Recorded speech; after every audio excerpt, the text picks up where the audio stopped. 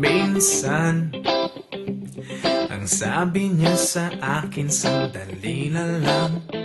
Akala ko naman ay sigurado na ako handa kong tanggapin ang kanyang Bigla na lang nagbago ang isip niya. Di ko akalain na ganun pala siya. Pinaasa niya lang ako.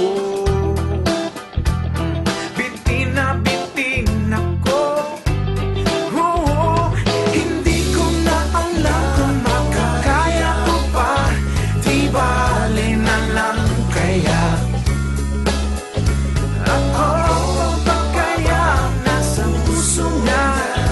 Di bale na lang kaya, ngunit mahal ko siya.